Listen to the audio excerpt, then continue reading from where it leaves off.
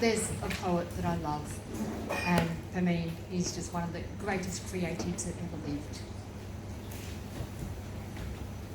Long, long ago, in the town called Shiraz in Persia, a town of gardens and nightingales, roses and poets, there lived a young man named Shams al-Din. Now Shams al-Din, he lived with his mother and his father was a coal merchant, and he was a very pious man. He would recite verses from the Quran every day. And Shams al-Din, well, he was quite the young scholar, for he could recite the Quran from cover to cover. Not just that, he could recite it in 14 different ways. And that amazing feat earned him the name of Hafiz, rememberer of the Quran. Now, not only did Hafiz remember the Quran back to front and front to back, but he also knew the entire works of Rumi and Nizami. But alas, this is a story, and Hafiz's father died, leaving Hafiz and his mother in debt. And so the promising young scholar had to leave the academy and go and work in a bakery at the age of 21. Now Hafiz, well, he didn't mind hard work. He worked very hard. He applied the same diligence that he had to his studies to baking. He'd rise early every morning, he'd say his prayers, and then he'd prepare the dough. He'd bake the bread, he'd do the sweet pastries, and then in an afternoon, he'd load them all up into 2 giant baskets, and he'd walk the streets of Shiraz delivering the bread down those dusty, oak-lined roads. Now one day, when Hafiz was out delivering bread, he was in the expensive part of Shiraz, probably Shiraz Heights. And there in Shiraz Heights, well, the grass was greener. The trees were taller, the songbirds sang sweeter.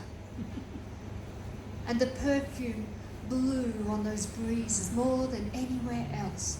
And as he was walking along, just breathing in the sight and the smell and the sounds, he stumbled and he spilled the contents of his baskets on the dusty ground.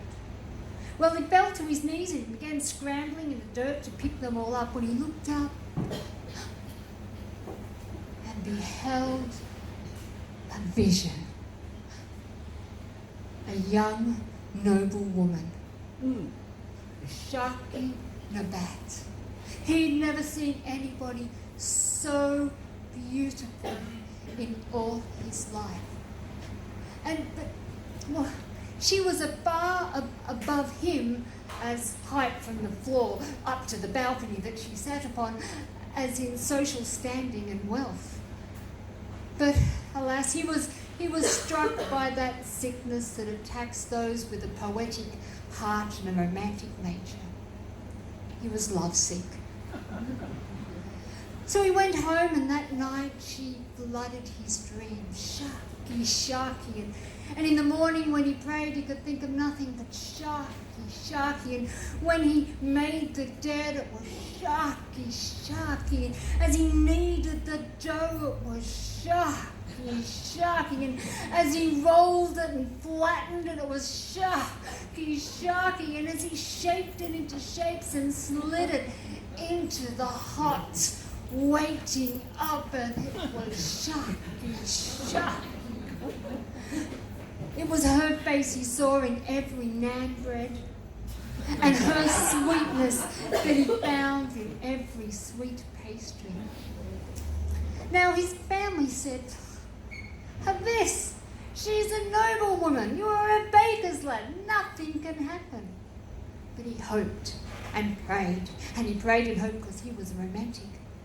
And his friends said, Hafiz, nothing can happen. She is a noble woman. You are a baker's lad. But he hoped, and he prayed, and he hoped, and he prayed, and he hoped. And then one day someone came into the shop and said, it has been announced that Shahdi Nabat is to marry a wealthy merchant. And his friends and family said, at last you can forget this foolish nonsense, Hafiz. But no, he prayed all the more fervently, and that night his prayers were answered. He remembered. He remembered that on the outskirts of Shiraz there was a tomb of a Sufi master and saint. And it was said that whoever kept vigil at this tomb for 40 nights without sleeping, to him would be given the gift of poetry. To him would be given the gift of immortality.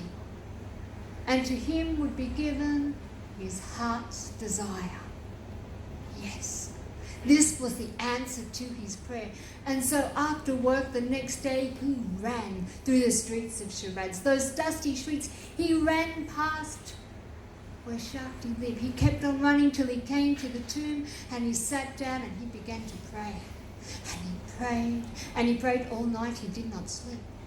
And then the next morning he was so buoyed by his prayers that he ran to work, and he prayed, and he prepared dough, and he made the dough, and he cooked it, and he kneaded it, and he did all those things. He did it to the deliveries.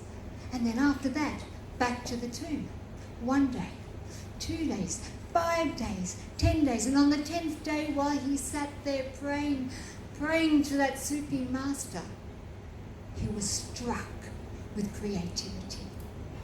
Nothing like before in his life. And he began to compose poetry. And it wasn't just any poetry, it was poetry to that Shahdi Nabat, that vision of loveliness. And it wasn't even to her herself, it was to her higher self. For when we first fall in love, is it not the true essence of our beloved that we see? And he wrote this poetry, and then in the morning he ran back to work, he prepared the dough, he kneaded it, he cooked it, he delivered it back to the tomb again, day after day, night after night without sleeping. And the people of Shiraz saw him. They saw his crazed look, his waiting at that tomb, and his never-ending struggle to get from here to there and there to him, the lack of sleep that was affecting him. And those beautiful poems, somehow, in that small place, they found their way up that balcony to Nabat, Shahdi Nabat, and she heard them, and she thought, who is this? Who is this crazed poet, this madman, that writes such exquisite things about me? Well, on the 40th day, he finished work, and he was indeed half crazed by lack of sleep. And he stumbled down the road. He was just going past her house when she ran downstairs. She flew out of the door, and she grabbed hold of his legs and said, I love you. I love you. I shall break my engagement. I shall marry none but you, my Hafiz. But Hafiz could only think of finishing his vigil. And he left her there, and he stumbled forward till he got to that tomb. And there he knelt down, and he prayed so fervently, so fervently. And all of a sudden,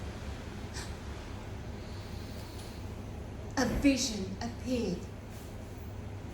And it wasn't Shahdi Nabat, it wasn't an ordinary woman, it wasn't a woman, it was a divine being. It was none other than the Archangel Gabriel. And Gabriel shone with such a radiant light that he could barely look at him.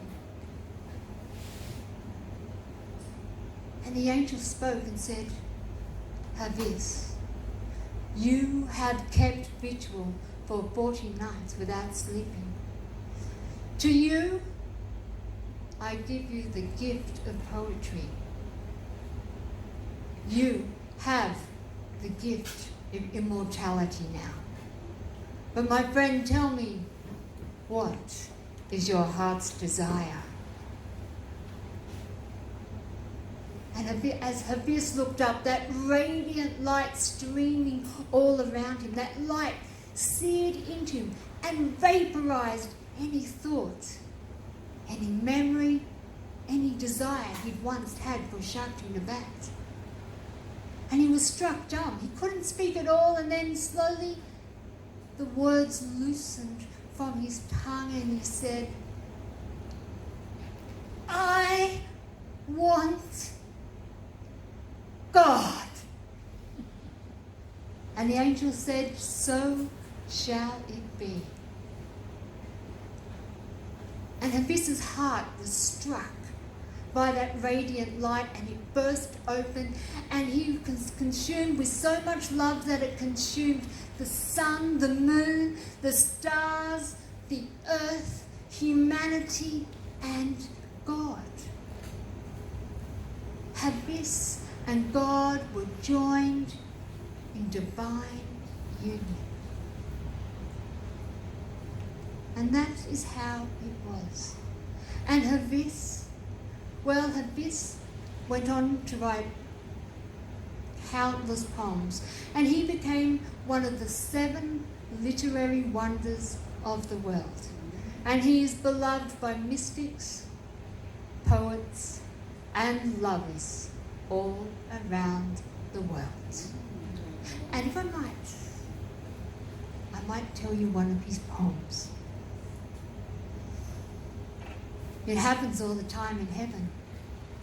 And someday it will begin to happen again on earth.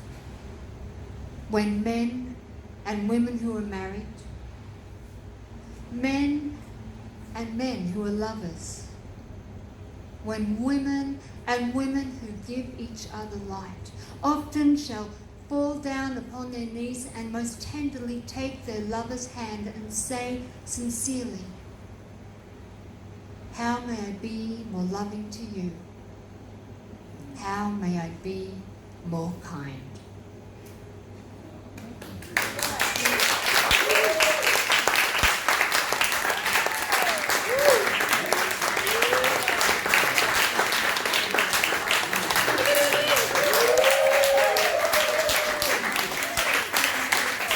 So thank you so much for coming out on this amazingly wet night. If you, like me, have been praying for rain, well done all of you.